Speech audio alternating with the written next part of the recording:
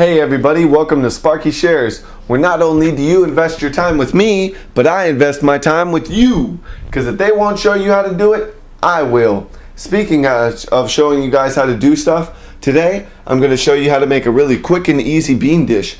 These are red lentils, they're split lentils, and I have a red onion right here, so we can get some good vegetable quality sweetness and help support the pancreas and the stomach and the spleen, and also strengthen those lower digestive organs with some carrots and give us some good vitamins and minerals and nutrients.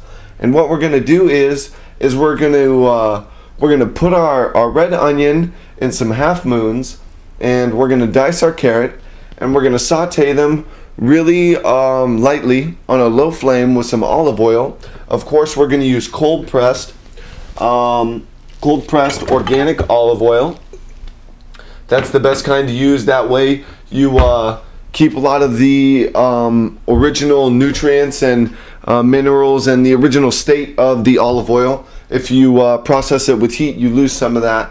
And also, of course, organic, because we want to keep our planet clean and support healthy living. And what I'm going to show you guys right now in a second is how I'm going to half moon this red onion, and how I'm going to dice and kind of cube the carrot. Alright? Can you see me? Alright. I'm going to show you guys how to half moon an onion, okay? And first what we're going to do is we're going to start with peeling the outer layer of the onion. Got the mic on there. Here we go. So all onions come with the skin on the outside. What you want to do is cut off just the end part so you can start peeling the skin. Now that's one way to cut it off, like I did, just straight down and through the onion. Or another way, instead of cutting straight through the onion, is you can stick it into the onion at a 45-degree angle and kind of rotate around as if you were getting the core out of an apple or something like that, and just kind of scoop the ends out. That way, once you have the ends out, you can make a cut down the onion, therefore enabling you to peel back the skin. Now, you want to peel as little as skin as possible, because there's a lot of minerals and nutrients and vitamins in the outer layers of the skin. So the more you peel, the more you lose. You just want to peel to a point where the onion is edible. You don't want to peel beyond that. See, so now we got our onion all peeled, and what we're going to do is we're going to cut it in half, making sure our posture is good. Cutting with the point of the onion with the point of the knife first, then following through. So now that we have our onion cut in half, what we're going to do is we're going to lay it down flat, and we're going to cut from the top to the bottom across the width of the onion, not up and down, but left and right. Therefore, making shapes that look like a half moon. Hence the name of the cut, half moon. So with these half moon cuts, we want to make them similar in thickness. That way they cook evenly. Is a really good filler when you don't know what to say. So now that I've showed you how to cut the first half of the onion, I'm going to go a little bit quicker. Look at the inside of that. Isn't that beautiful, folks? Nature is so beautiful and symmetrical. So I'm going to continue cutting my half moon strips evenly, coming in with the point of my blade following through with the back of it. Tip first, back last. I hope you can see how I'm cutting. This is a new thing. I've never tried recording myself before, but I hope it's working. So we got our half moon cuts going on. Okay, So now our onions are in a half moon. We're going to get a separate container for those.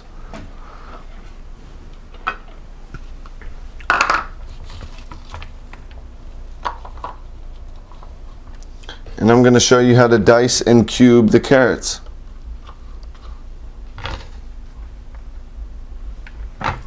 So now with our carrot, in order to get to a point where we can dice it or cube it, we're going to have to cut it in half.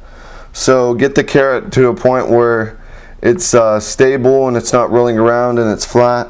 And grab a hold of it. Make sure to keep your fingers out of the way of the blade.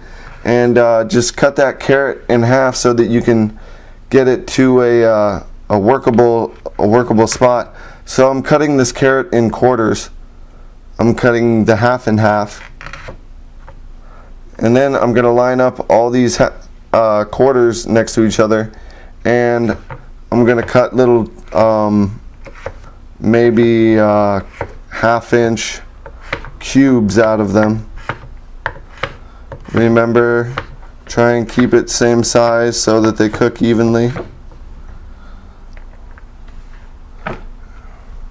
Unless you're going for a different type of vibe, you can cut your pieces however you want.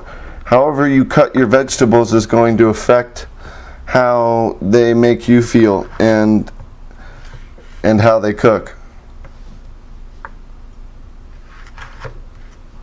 So again, cutting the carrot in half and cutting those halves in half, making sure to be careful of my fingers, keep my posture straight, and then come over and in half-inch margins evenly cut the carrot, coming down slowly, moving my fingers out of the way. There we go. Okay, so now we got our vegetables cut, we have our beans ready, we have our olive oil ready to put in the pan, and we're going to turn on our pan.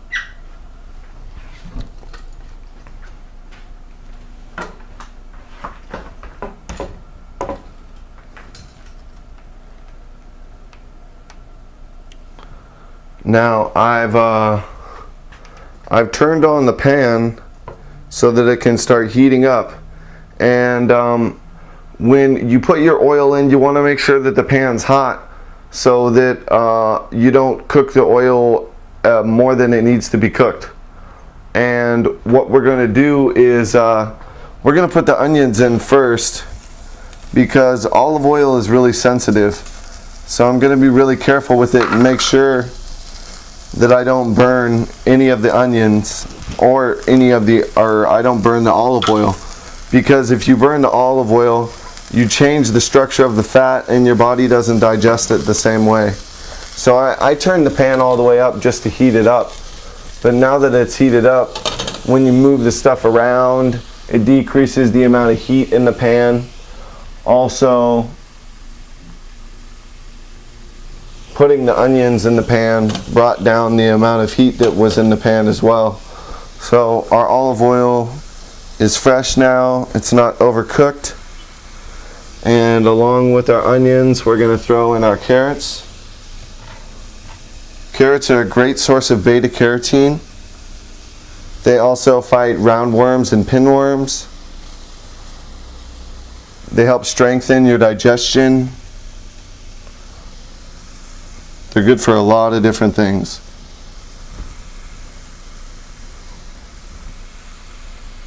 Onions also have been known over time, past and present, to be very effective in preventing infection, disease.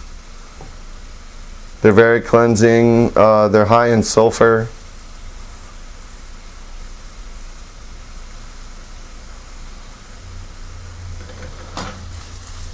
So you can hear right now my pan is sizzling.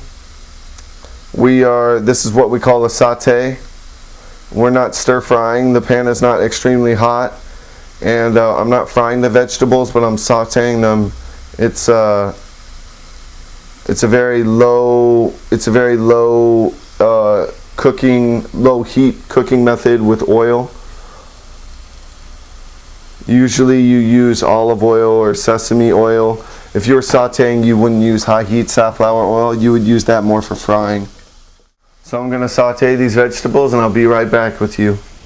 As you can see, I put about maybe a little bit more than a tablespoon of oil in there. Or maybe as you can't see.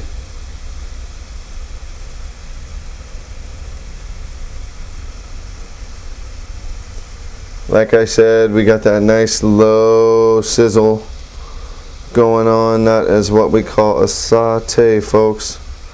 Sarate, warate, tippitown, tippitown. Get it like putitang. Okay, so now what I'm going to do is I'm going to add a couple shakes of salt, probably equal to like a 1/8 of a teaspoon maybe. It's going to help add some minerals to the dish and help break down the onion and the carrot and the olive oil. Also help with digesting the beans.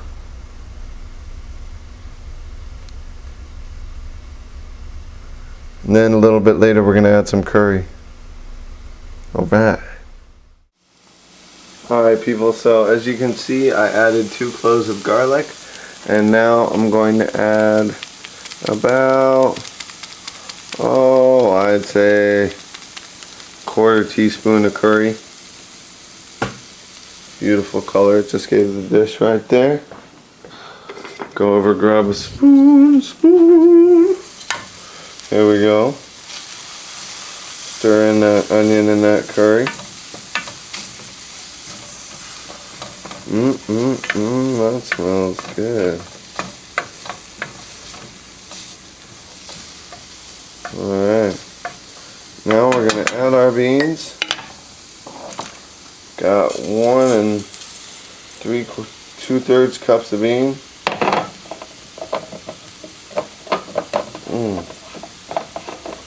Get the remaining ones off the bottom. Make sure we get it all in there. Saute the beans in there just a little bit with it. You can actually roast grains and make teas out of them.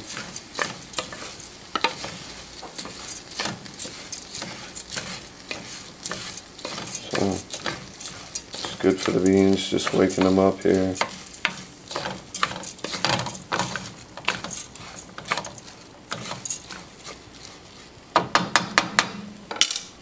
We're going to add some water now. Alright, now we're going to start adding water to the beans. That was 2 cups. We got about 1 3/4 cups in there. So we're going to add about anywhere from 4 to 5 cups of water.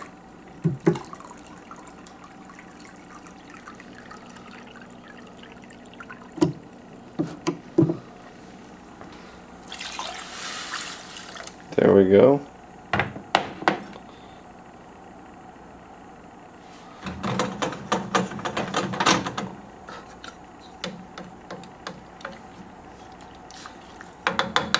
In case y'all want to see how much we got covered. It's about almost a knuckle over the water. And we're just going to let that come to a boil and then, or a simmer, and once it comes to a simmer we're going to keep it there and we're going to let the beans cook. Alright.